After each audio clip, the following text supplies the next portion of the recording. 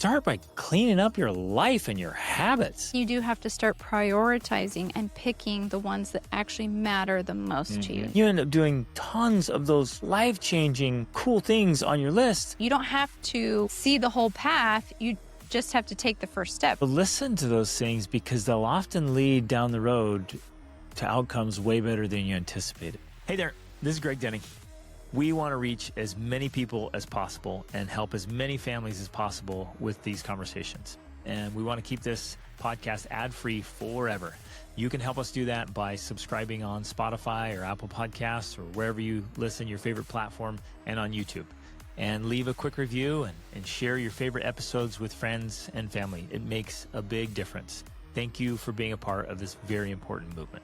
Ladies and gentlemen, welcome to the Extraordinary Family Life Podcast. We're your hosts, Greg and Rachel Denning. Super excited to answer an awesome question today about pursuing your dreams and the dumb goals like we talked about, demanding, unrealistic, meaningful, and bold. And how to do it with children, with a family, and specifically how to decide which one to start with. Because if you have a lot of dreams, like in this question we received, it can be challenging to know, well, wait, where do I start? So, and the question actually came in response to a previous episode we did. It's actually number 244, which was basically titled, "The Size of Your Dreams Must Exceed Your Current Capacity to Achieve Them." So again, the dumb goal, demanding unrealistic, meaningful, and bold, because any meaningful dream is going to require you to grow into the person who can achieve that dream. And so that was the premise of that podcast. And so we received a question. I'll go ahead and read it right now. She says, "I was listening to this podcast for the third time." Nice. Way to go. Yeah. "And I have a couple of questions about some ideas you mentioned. You talked about writing down what you really want in life. Then go find someone who has achieved that thing and read about them. Well, I have a crap ton of things, ideas, and relationships that I want." I love that. "Where does one start in the research process? And then what are some good research tactics, things to look for finding the quote, good books on people who have achieved what you want? It sounds easy. Pull up Google and type in blah, blah, blah. But which one do I start with? Relationships with my family? How to make $1 million in 5 years so I can build my dream house with rental properties? Read books on people who didn't sell their house to RV across the country or sell their life savings to travel to Europe? I have so many things that I want. I'm just not sure what order to start." So this is a fantastic question and a totally relevant question because we've been there. We have been in that space of oh my gosh, there's so many things I want to do. Where do I start? And so that's what we're going to go through today. We have 5 different parts or 5 different steps to doing this. And I guess we want to emphasize here at the beginning that yes, it's totally possible. You and I have lived this because we started out as very regular, normal people living a regular, normal life and using the process that we're going to talk about today. I mean, we've been able to accomplish some pretty incredible things. Ultimately, traveling with our 7 children while homeschooling them and building a business to 60 plus countries on 5 continents as a quick summary of everything we've done, because everything we have done will end up filling multiple volumes of a Books. memoir Yeah, series, exactly. which I'm beginning on I've decided I am beginning on that when we get back from our trip to Nepal this September. Nice. So, and inside this big overarching dream of traveling the world with our family was lots of other dreams, including purchasing properties on multiple continents, developing and deepening our own relationships, our relationship with our children. Yeah, their skill level, their education, the family dynamics, family culture, family legacy, fitness, being healthy and fit was all built into that. Finances, building businesses, location-independent businesses. So, you say, well, we've taken our 7 kids and we've traveled to all these countries and we're still doing that. And yet inside of that were lots of other dreams. And so they're kind of interwoven. And I think that's an important point we talk about here. It wasn't just working on one, that in order to achieve the big ones, they require kind of prerequisite goals and targets and aims because they all fit together. You you can't achieve some of your biggest ones without achieving some other significant ones as well, because they support and strengthen each other. Yes. But at the same time, I want to emphasize that we always were trying to take a holistic approach Yep. so that some of the bigger dreams weren't accomplished at the sacrifice of some of the more important things in our Yeah, life. the more For meaningful example, we ones. didn't sacrifice our parenting relationship with our children. We didn't sacrifice our own marriage. We didn't sacrifice our health and fitness in order to achieve financial goals or travel goals or other things like that. Yep.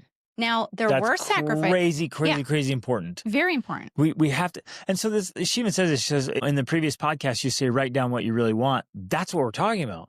You have to write down what you really, truly you're want. Jumping to the first one here, which is good. But and you have to get it in order, prioritized, so that you're like, yes, we want to travel the world. Do you want that more than you want a great marriage? Well, no.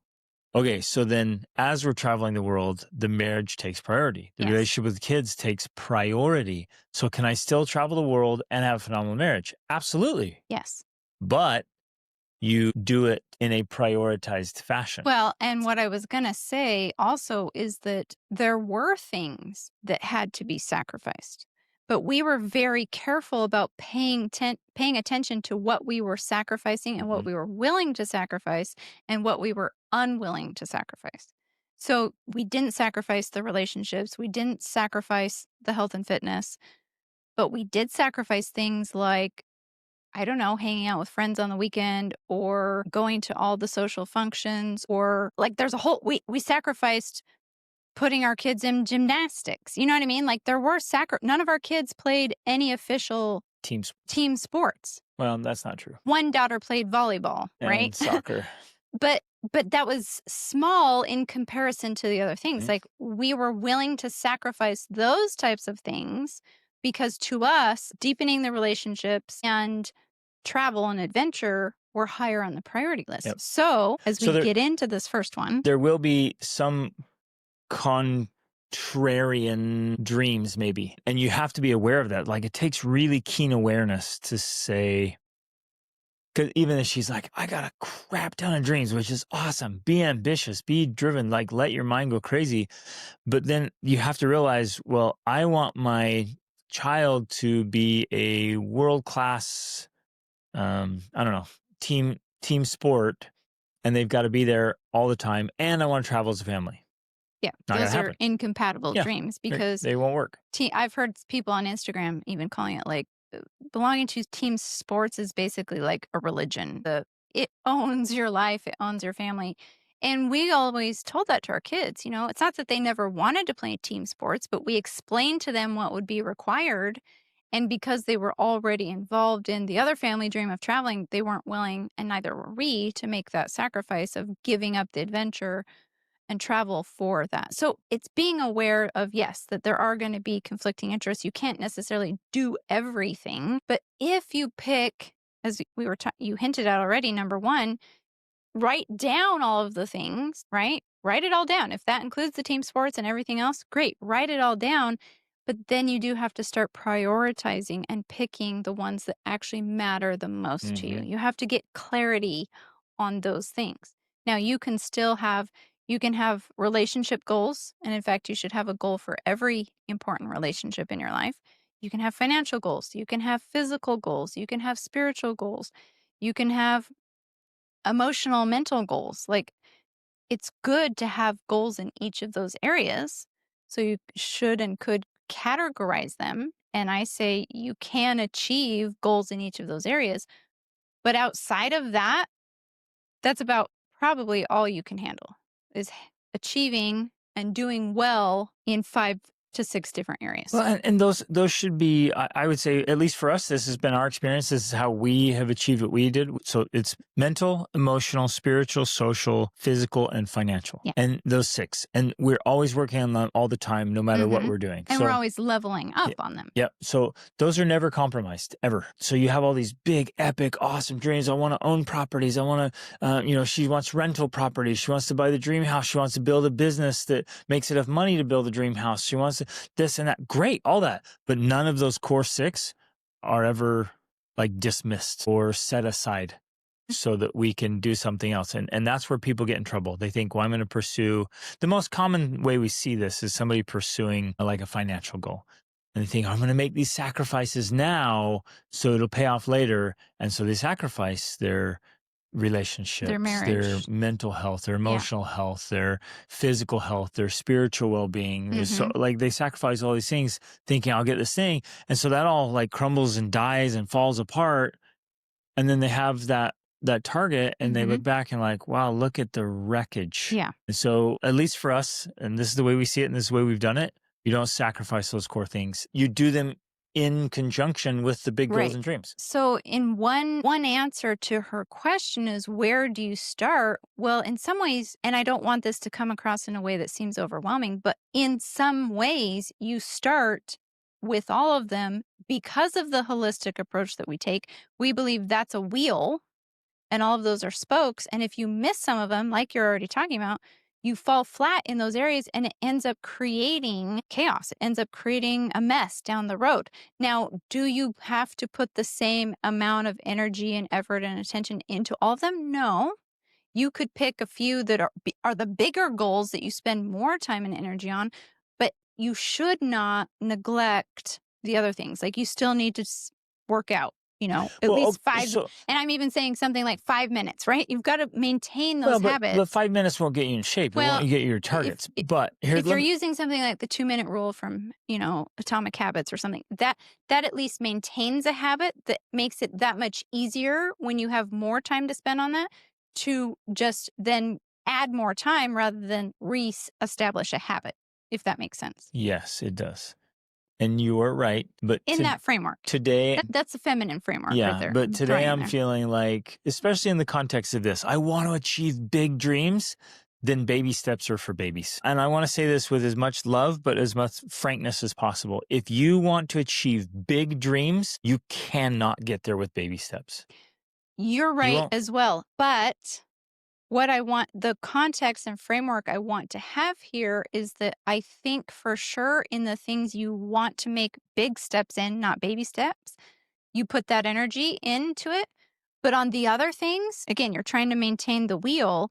You might be taking baby steps because, at least for me as a woman, and maybe it's different for a man, if I try to do giant steps in all 5 or 6 of those things, I will burn out. So that's not realistic. It's not sustainable. I would guess that maybe for a lot of men also, that's also going to be a problem. So yes, do the major steps on the things that matter most. And we'll get into how to identify what that is. But you have to keep up the others. So you can't drop them. So I think, I wanted to share my morning, kind of my framework. And I think if you set up a system, a routine or a ritual, then you're actually making significant progress in all of those core areas. And that's literally what keeps you from burning out. Let me share it. So every morning, this is what I teach the men in the Formidable Family Man Tribe.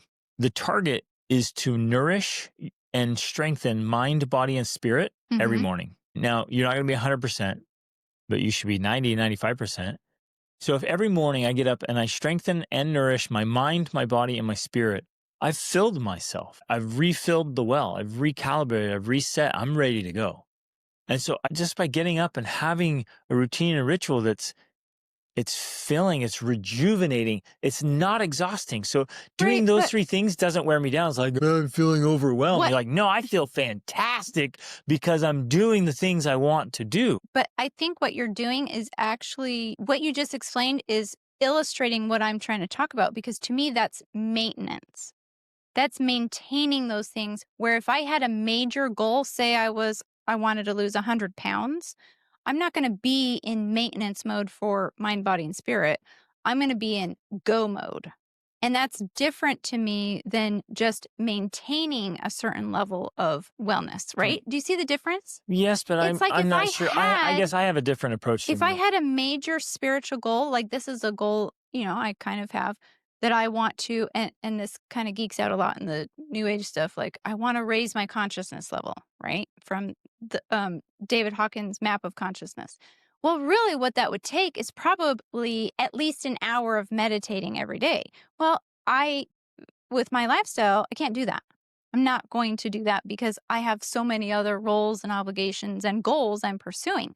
So to me, though, So it's I not guess one or the other. to make it clear, 100% you could do it, but you're choosing I'm to choosing to prioritize other prioritize things. other things. Yep. Exactly. So instead, what I do is I maintain that with a minimum of 9 minutes of meditation a day. Great. Right. So, and I guess that's what I'm talking about. To me, that's the baby step where if I Well, have the goal and and I I'm actually want to achieve it in a major way, I'm going to go in like you're talking about, forget the baby steps. I'm going all in. And that's when I'm like meditating for an hour. beautiful. Great. Love it. That's So the you're difference increasing the I'm trying to intensity. illustrate here. I'm increasing the intensity. Yeah. And even in my mind, I was going back to your, well, I meditated for 1 minute or 2 minutes. I'm like, If that's on that won't, some days, that's good for me. right. If I'm like, And oh, that's okay, I at least did a minute today because it was crazy, all kinds of stuff were going on.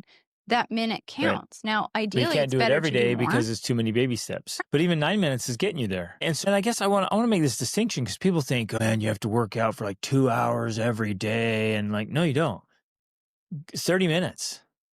30 minutes of really, truly moving your body. Like you're getting a workout in. 30 minutes is fantastic. Yes. So that's not a baby step. That's great. And it's not But even maintenance.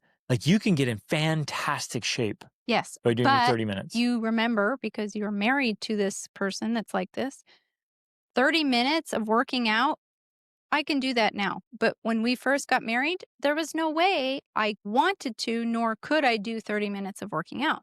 So the way Only because you didn't have the big target to get in shape. Because if you did, you could have done it. No, I don't think that's entirely true because I feel like I had the desire, but I didn't have the skills, the tools, or the understanding. And for me, I had to baby step myself into that by committing to 2 minute workouts so I could build, because that was one of the key principles that I took away from Atomic Habits by James Clear. That if you develop the identity of I'm the type of person who works out, even if you're working out 2 minutes a day to create that identity, that's what then is able to help launch you into another level. At least for me, and again, we're giving both sides here because there's all kinds of people.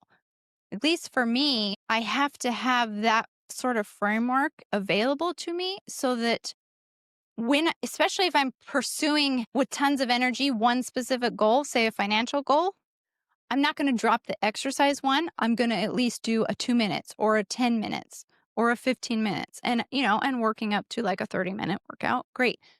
But I'm maintaining it with a smaller effort so that it doesn't fall into the wayside. And then 30 years later, I'm like, I No. guess I should start working out now. And now it's so much 3 harder. months, 6 months, 9 months right. later, it can just wreck you. Right, exactly. But that's what I'm saying. That's what happens to too many people. They go after these big goals to the neglect of all these other things.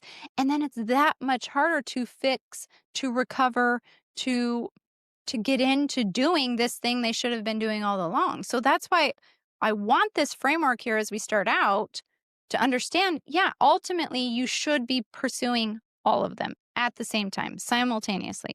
But some of them are going to be smaller efforts and some of them are going to be larger efforts, depending on what's most important to you right now, which we'll get into in the Right. next And steps. while you're improving or changing your circumstance to allow it, but I guess again, this is for me. I'm just going to share my perspective, how it's helpful. 30 minutes spiritual practice, 30 minutes in a great book, and 30 minutes working out intensely, or you can do 20, so 20, 30. So anywhere from 60 to 90 minutes, man, you got your mind, body, and spirit dialed in so you can actually show up and get things done. It's so powerful. And it's a formula for growth and for maintenance, so to speak. Like you can make this work. In fact, I would say you have to. If you have really, really big goals, you need the energy and vitality to get it done. And you can't if you're just limping along saying, I don't have time, I don't have energy, I can't do that. It's like, well, good luck. Well, and so what you're emphasizing here is something we've used throughout our entire married life, practically, to achieve our goals is this foundational, what we call our morning routine, that provides the fuel to be able to do the other things. And you have talked about this before. I know you're using now like 20 minutes, 30 minutes, but you've talked about it in our coaching where that morning routine can be an accordion. So if you have more time, great. You spend an hour or 90 minutes or 2 hours on your morning routine. Awesome. If you have less time, you don't drop the morning routine. You collapse it. You just collapse it, and maybe you're spending 5 or 10 minutes on each thing now instead. So if it was a crazy, crazy day, 5 minutes in scripture, 5-minute, turn on 2 workout songs and go crazy intense, and then 5 minutes in a great book while you're driving to where you need to go. Right. So I still got in mind, body, and spirit. So I think in some ways we're actually talking about the same thing, but we just wording it in different ways. It's the most importantly, it's recognizing the critical importance of maintaining those and not dropping them in the pursuit of some other bigger goals, telling yourself, because it's a lie, that you don't have time Right, exactly. to maintain those other habits. Yep. That's what we want to really heavily emphasize here as we start out, which we have done here now. Okay, so number one. In that same vein, though, people are always asking, where do I start? Where do I start? I'm like, for me, I'm like, start with your body. Get your body in absolutely fantastic condition. Because it's the vehicle for pursuing the rest of the goals. It's everything. And it increases your energy levels. Every single thing you do in life is through your body. Everything. Yeah. And so get your body in a great condition. Yeah. Okay. But number one is writing it all down. So if you have this crap ton of goals you want to pursue, you have to write them all down. And you and I did this multiple times early on when we were married. We wrote down 100 goals to achieve in a lifetime, 50 goals I want to achieve before I'm 50 or something. We did that or even by years, times. By this year I want to achieve this. Or we did bucket lists and life lists, and we did that over and over and over again. And part of the value of that is just writing it down. We may not even know where some of those lists are, but the point is we wrote it down because we were trying to concretize what was important to us or what we were thinking about. And we didn't hit everything that was on the list. Right. And I think that's important because some people are like, well, if I write down 100 things and I have to do those 100 things. Right. In some ways, you're just practicing. It's just creating a vision and a goal and a target, and you start going, and it's amazing what things pop up along your way, how God and the universe conspire in your favor, and you end up doing tons of those seriously life-changing, cool things on your list. It's amazing, even though you don't hit them all. Some that you realize you actually, this process is about clarity and awareness. And then sometimes you write it down and you realize, actually, that's not that important to me. Yep. I really don't care about that much. It's okay to let that go. But the process of writing is what helps to bring the clarity and awareness. So then the second part that we want to address that, at least for me, has always been very important. Wait, can I, before you finish a second? Yes. Because I'm thinking about this part one, because you write it all out and you practice writing it out, but then really start, put stars by it, number it, categorize it. Well, I think that leads into the second part here. Okay, but let me finish this thought here for a second.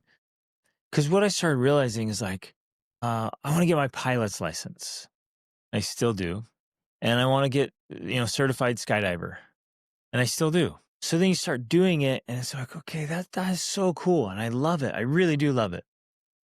But then I start measuring and it's like, okay, it's this many thousands of dollars and this many hours away from my family. And when I have that in front of me, because the part goal of the is clarity cool. and awareness. Yeah, process. You're getting more clear. You're like, oh, okay, it's this many thousands of dollars and this many hours away. That's cool. And I really could pursue that. I could. But actually, I'd rather take my family to Nepal. Yeah, I'd rather take that money and go to Nepal, and I'd rather take that time and do some woodworking with the kids or some trail running or some project they want to do. And it might end up being this project, it never showed up on my life list, but having this connection, this bond with one of my children or, with each of them. And you're like, this is cool. This is special. So playing volleyball with my daughter, right? That never made it on my life list. Play beach volleyball with Aaliyah, right? Because I didn't even know. I didn't know what my kids would like. Well, she loves it. And so me spending hours playing with her is priceless to me. Taking away from your skydiving goals, but it's more valuable. Exactly. Yes. Yeah. So that's part of the. There's iterations and it evolves as you come along. And then am I going to look back and be like, oh man, I never got my pilot's license because I spent so much time with my kids? Am I going to, and maybe this is part of your exercise, am I going to regret that? No way. But that's not saying I can go get my pilot's license. I could do it anytime I wanted. I could go get certified skydiving right now too. But I'm weighing out all the other cool things I'm doing. writing a book. Which is part of this entire writing process, and Yeah. that's the value of writing it down. Okay, so but then it also does lead into number 2 here, which has always been important for me.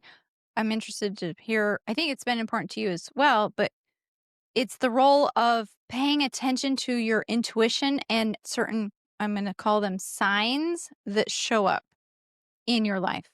And for me, this has always played out in very fascinating ways because as I've written down the list of all the things I want to do, which is a lot, I'm trying to think about what do I start with? Where do I begin pursuing this? And it's amazing how things will start to show up in my life. Maybe someone gives me a book. Maybe someone starts talking about it. Maybe it shows up on my Instagram feed. Maybe like there's all these different ways that these things come up in my life where I'm like, oh, that's interesting. I was just thinking about that. And now here's this book on this topic, or here's this article, or somebody brought it up or mentioned it to me. I actually pay big attention to those things because I think that they're very guiding, like they're guides into where to begin pursuing this path, right? For some of you skeptics right now, you're just like, oh, that's just your reticular activating system. Bring it to your Of awareness. course it is. And of course it is. And some of that's absolutely true. But I also believe that God and his universe are conspiring in your favor.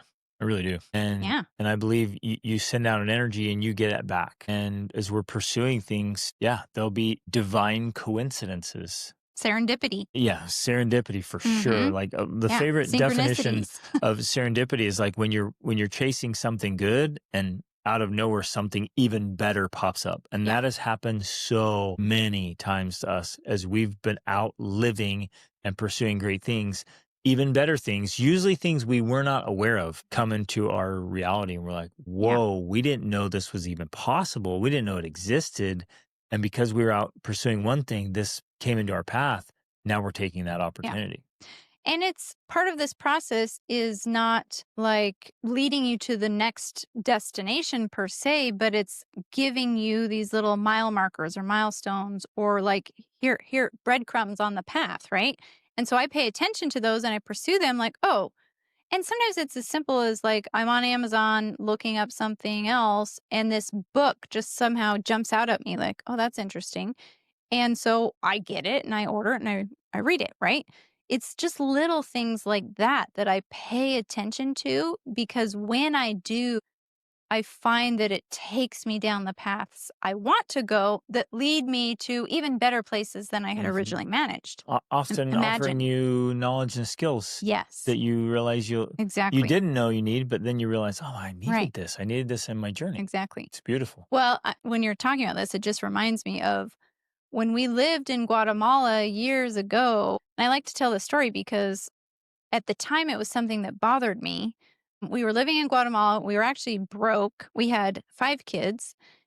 No, yes, 5 kids. And Greg was just so fascinated and interested in homesteading. Like we'd been traveling. Permaculture. Yeah. Like, I could not learn enough. It was We had been geeking out. traveling. We had been driving in our truck from Alaska. We had driven all the way to Guatemala. We rented a house for a while, and he just was like geeking out about permaculture and homesteading. And we got rabbits and we were like doing all this stuff. And I was just like, what are we doing? Like, why are we doing this? Why are you obsessed with this? Why don't you do something else? Right. And Wow, yeah, it was. And legit, like you had reason to be just, I was spending hours and hours and yes, hours. so just much time. So much time on this. Yeah. And part of it was a humanitarian effort we were doing. And part of it was like, I just want to and kind of go off grid. And like, I just want this. And Yeah.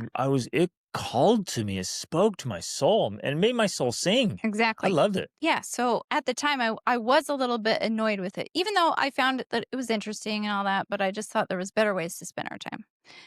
Well, fast forward actually more than 10 years, right? And we had bought a property in Guatemala. We had set it up as a little homestead. We had some animals and some berry bushes and all these things. And we had returned to remodel it and make it into like an Airbnb. And I remember standing there looking at it now that it was all beautiful and like this great property. And I thought, this came about because Greg was obsessed with homesteading and permaculture back in those days, right? And so, it seems like maybe weird little story to tell, but I think it illustrates beautifully how, because ultimately I had this dream that one day we would own multiple properties around the world and we'd have like these places we could gather with friends and family. And now we have, like, that was the first one we bought in Guatemala, but now we have one in Georgia. We have one here in Portugal. Like, this is coming true. But it started with that first property that came about because you were interested in homesteading Mm-hmm. and permaculture. So I've learned to pay attention and to respect and Tolerate. allow when you're interested in something Yeah. and trust that as some sort of breadcrumb on a path that's going to lead us to a place that we want to go, Yeah. right? Because I really think that that's what it's about. And it was so fascinating because we needed to work on our financial goals, and doing this did not seem like a financial Right. investment. But ironically, it's Now turned it's an into asset a worth, massive financial investment. yeah, It's worth quite a bit of money, and it ended up fulfilling one of my desires, was to have properties that are free and clear and producing food, and where you could just go and just get away from everything. exactly. And there it is. Right. And it's just awesome. Yeah, totally. Okay. So listen to those things, because they'll often lead down the road to outcomes way better than you anticipated. Yes. Because right now, as it is, way better than I dreamed or I Mhm. thought it would be. Like I Yeah. I couldn't envision. Oh, totally. Yeah.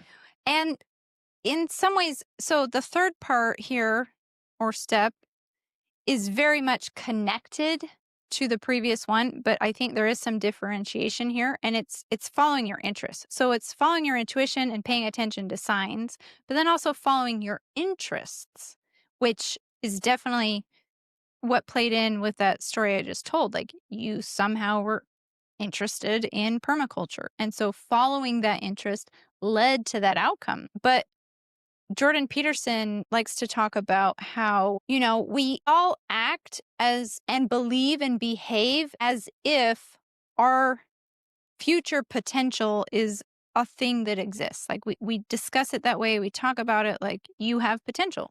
We all know that. We all know that we have potential, even though it's not a tangible thing per se.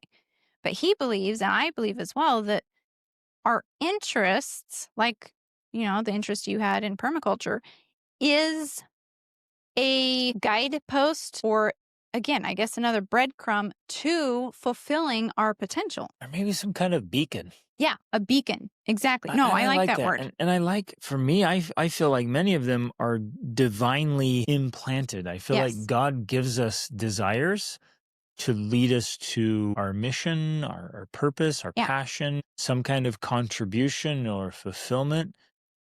That they're not. And again, we have to pay attention. We have to go back to the Mhm. intuition. You have to be clear, because you're like, my desires are to sit around watching sports on TV and eating Oreos and playing video games. That's my desires. Does that mean That's what God? I'm That's what God interested wants in. me to do? Like, no, you're being a lazy sack, and you're like wasting your life. So it's got to be. It has to be a noble aim. It has to be something that leads you to better. It makes a contribute. It makes the world a better place, and it's drawing you upward. That's why we always talk about the upward reach. It's like, is this making me better? Is it adding value to my life, to my family, to the people around me, to the world? And that's an important measurement. Although I do find that it's very interesting. This has happened in my life, and I think it probably happens in other people's lives as well, that sometimes we are interested in things like a show or a series on Netflix or something that does teach us very important lessons that we can use in our journey, right? Like, it's almost like experiential learning via a series or whatnot that can teach you something that's important. So that can play a Yes, role. it can. Yeah, but it's also so hard, because the other times you're just going off soap opera sequences, and they're playing psychology, and you're going for dopamine hits, and you're Yeah. like, I feel so drawn to the series.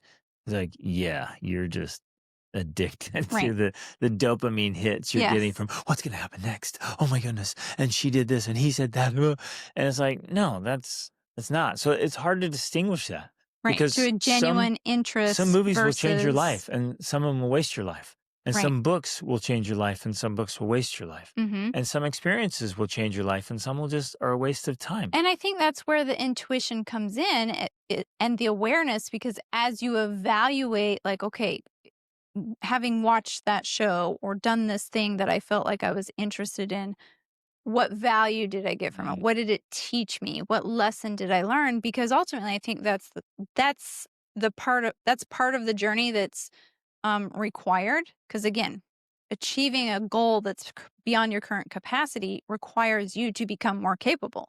And so, if you're not actually growing and improving, it's not stretching you. That to me is the clue. Like, okay, is this stretching me? Is it expanding me? Or is it just maintaining my current levels? And if it's just maintaining my current levels, then that to me is not true interest as aligned with future potential Mhm. and growth. Good. Here's maybe a helpful thought for people. So I love Rachel. I love like personal development books and business books. We also love the great classics because expanding your education and those really challenge ideas. But I love fiction books as well. Mm-hmm. And you might think, well, what can you get from fiction? There's so much fluff, and there's a lot of empty fluff. And you read a fiction book, and there's literally no substance. There's no life lessons. It's like that was empty. So I love fiction, but for me, my personal standard is it has to give me something. Like you were just explaining, like, am I better? Am I expanded? Do I have a bigger knowledge base, even a skill set? Do I understand a demographic, a process, a threat? Do I Mm-hmm. understand something better? And so, I love going through with my teens, especially. We go through these long series of fiction books, but man, they are absolutely packed with knowledge, wisdom, skills, Mm-hmm. understanding, comprehension, expansion. And so, yes, it's entertaining, but at the end of being entertained, I'm actually better. And And that's powerful for and me. that also ties in directly with your interest, because with this series I think you're talking about, you and our son are drawn to that. You're very interested in it, but it also is directly connected with other things you want to Yep. pursue on your life path. Absolutely. So it's fueling the fire too. Yeah. And yeah, we're warriors. Um, and our teen daughter's going through them too, and she's a fighter. And so it's part of this being a protector and being an operator, and it's powerful and beautiful. Well, because one of the things Peterson talks about, that as I've thought about it more, I see that it's true that you can't fake interest. Like you can't make yourself be interested in something you're not, right? Like if you're really not interested in it, there's yeah, you can ask some questions and you can learn more about it, and that can, increase your interest a little bit. But if it's really something you're just not interested in, you're just not going to be interested in it. And that's why to me it's so fascinating, and To I feel clarify, you could pretend it, you oh, could absolutely act you like could. it, fake it, like, oh yes, I Right. love this, but like The the true true, driving right? interest, you can't fake that. That's why I also feel that it is so powerful and so important to pay attention to authentically, because it does become, like you were saying, this beacon to, this is a life path I can pursue, or this is something I can learn that can help me on my life path, or, whatever. Like it's a very important mile marker or guide on this path. And so I think as we're figuring out, okay, how do we actually do this? How do we actually decide what to pursue? Like you take that list you've written down and you can even just circle 2 or 3 of them that are most interesting to you. That right there is a way to help you decide what to begin pursuing in a big way by paying attention simply to what you're interested in. And that what you'll find, at least has been our experience, is there'll be time periods. There's Yeah. time periods where, man, I just cannot get enough of this. Permaculture. And it lasts for a couple of years in that case, and then it goes away. And Yeah. I'm super interested in something else for a few years. Yes. And so it moves along, and there's phases of life and phases of interest. So it's really fascinating and enjoyable as long as we respond to them. Great. Okay, so now the fourth step is the researching process and the finding the right sources that help you. And again, this isn't something you have to overthink. It can be very simple, and it can start with something as simple as a Google search or a Chat GPT search, right? You're just So AI is going to be extremely helpful. absolutely Just in the right. last, really last year for me.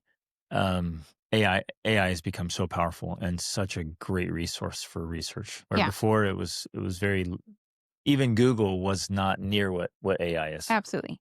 So if you have something that you're interested in, you're drawn to, it keeps popping up with your reticular activating system, whatever. I'm like, okay, pay attention to that. And then I'm going to ask chat or I'm going to Google it and find like, what's a great book on this or what's a podcast I could listen to?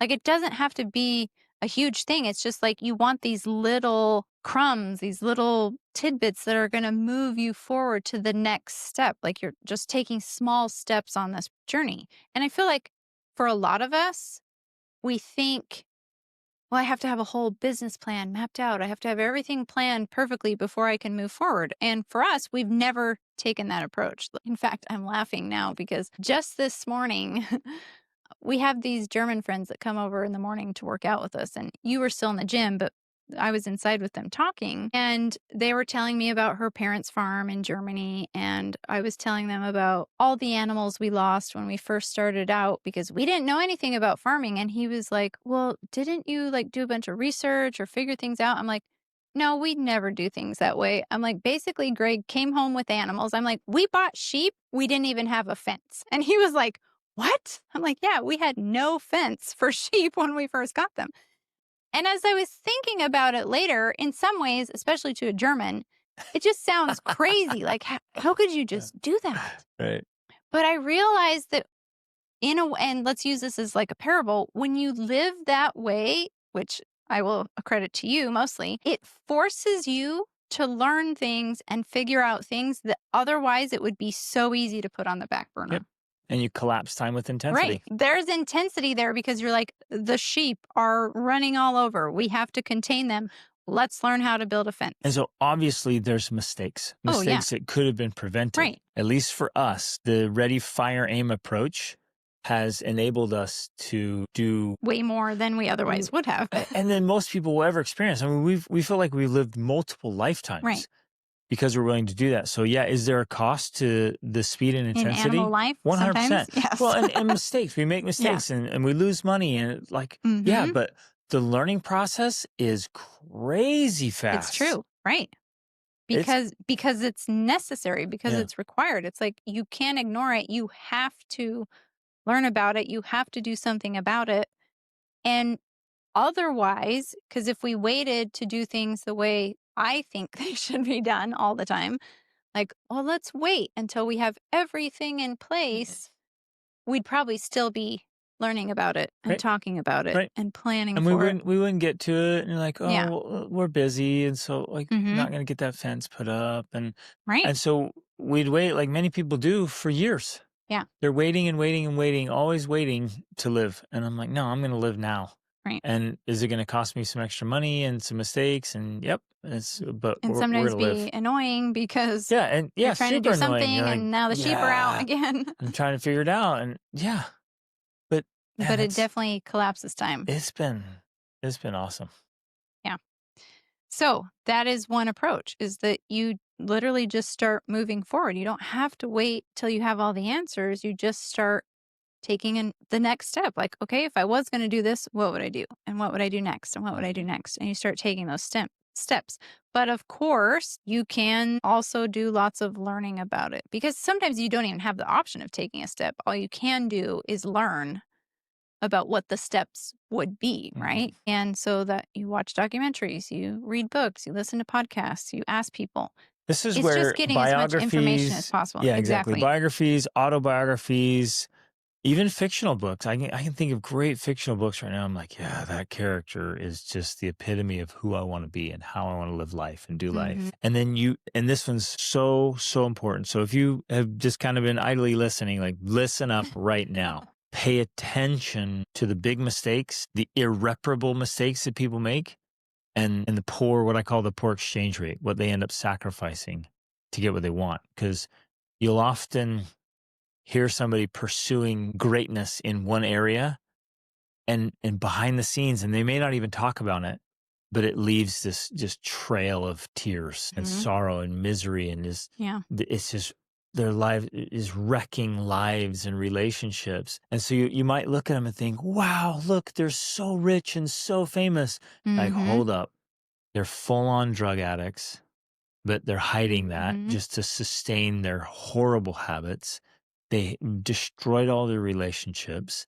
Their family members, their spouse and kids hate them, detest them, despise them. And, their health is just sustained by medication or substances, right? And you start putting that all together and you're like, whoa, okay, now when I look at the whole picture, and I'm asking you, listener, when you see the whole picture, is that what you want? And no, you're like, no, I don't want that at all. I just want this one element. So like, okay, then do you want to follow that guy's example? Right. So that's the, I guess, warning we give of like, yeah, go out looking for resources, look for people who've done what you want, but pay attention to those details because they matter. Because if you follow them exactly, you're going to end up with the same results. Yep. And so it's great to learn from people like that, but you have to make, and this is something we've always done, we make the adjustments that makes it sustainable holistically. So that we're not sacrificing our marriage, we're not sacrificing our kids, we're not sacrificing our health in order to achieve this one outcome. And it's aligned, it has to be aligned with what's most important to us, which takes us back to step one, is write down what's most important. For us, it's marriage and our children and our family lifestyle and culture. That's most important. So that stays intact. So there's a lot of business influencers, business coaches out there right now. It's a growing number of them do not have children. Yeah. And so they're out there like, you want to succeed in business? Work you 16 hours and your a day. spouse 15 hours a day for the next 10 years and you'll get it. And so people are like, yeah, woo, I'm doing it. So I hear that. I'm like, nope, I'm out. And I'm out. Right. I'm not going to do that because my marriage and my children matter more to me than maybe this gigantic business empire. Yes. And for us, it's always been recognizing that we're not willing to sacrifice those things. And so as a result, in fact, this was a conscious choice Greg and I made a couple times during our early years of parenting. We said our business will grow slower because we're going to be focusing on our family. So yeah, maybe you take this guy's stuff, Alex Ramosi, and you apply it. Well, it's Tom Billahue and it's Brendan Burchard. But you apply it, but realize, okay, it's going to take me 30 years instead of 15 or 35 or 40. Like, it's going to take me longer. But you know what? That's okay because I'm also going to have great relationships at the end of it. And maybe I'll never get to the same level of earning that he has. All right. But I'll be there with a great marriage and I'll be there with great relationships with my kids and my health intact. And you know what I'm saying? Yeah. So it's recognizing that in order to have that holistic well-being, you're going to have to be slower in some areas. And it's important for you to define success. So for me, true wealth is to be really, truly healthy, like super healthy. And we are. To have my mind at peace and strong and getting a world-class education, just never a graduation from education. I was always learning. To have my spirit like grounded and centered and peaceful. No, I don't have any dark corners. I don't have any cobwebs. I've got no skeletons in there. I'm nothing in there that I'm like hiding or tormented by at night. Like I'm great. And then this phenomenal marriage with you and this relationship and the two of us together, amazing relationship with each of our 7 children. And their spouses. And living a life that we love. Yeah. Like we genuinely wake up like, we get to live this life. This is amazing. That right there, that's wealth. That is success. Would I trade that for $10 million? Not a chance. Or $100 million? Not a chance. I wouldn't trade it because like, this is what I want. And even when I think about becoming wealthy, it's like, what for? So we can do all the things we're already doing. Right. Become wealthy. That's great. And we're growing our businesses. That's great. Yeah, but we're emphasizing perhaps the wealth achievement will be lessened so that we have the overall. So the riches specifically, the money success will be lessened deliberately less so that we can have the kind of success and wealth that we have right now. That really want. matters, right? Perfect. Okay, the last one, 5, on actually deciding which dream to start with. I think there's 3 main filters: urgency, energy, and then alignment. So urgency means like, oh, well, if you have a dream of traveling with your children, well, you have a limited You time better period there go because before they your move out. kids will be moving out. Like Yeah. they'll be growing up. So you have I to, can't tell you how many times people talk to us and they let that pass. yeah. They're like, "Oh, we wanted to do that. We were busy and we work and they were in school and da da da." And it's like, now he's 17 and graduating and we missed it. And Mhm. they have so much remorse. They missed the chance to get out and have those global experiences with their kids. But this could also be something like if you have a bill that's coming due or you have to pay something or do something, like that's an urgency. So pay attention and work on that thing and get that taken care of, because that's something that then can carry over and help out, like, get out of debt, do Yeah. whatever that thing is, like Or put that you're energy in. overweight and out of shape and unhealthy. That's urgent. Right. Get your butt in shape. Yeah. Get healthy. That's urgent. Yeah. But I mean, you can do that 30 minutes a day. And actually, I know this is shocking to a lot of people. It actually takes less time to eat less. It's amazing. So weight loss programs save you time. Right. People say, I don't have time to lose weight. You're like, no, just eat less. You'll have more time. It's amazing. And then the energy piece ties into interest, like what excites you, because anything that excites you is going to obviously be easier to pursue because you're more excited about it. So that's a key piece to that. But also the energy piece comes from like energy levels, which is connected to health and well-being.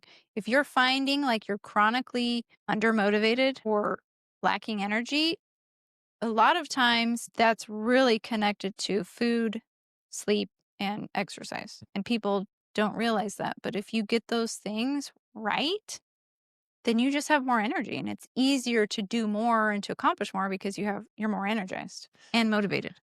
There's another aspect of energy of like what kind of energy something gives off, what kind of Yeah. energy something radiates. And certain industries radiate certain energies and certain lifestyles and certain Mm-hmm. people and places.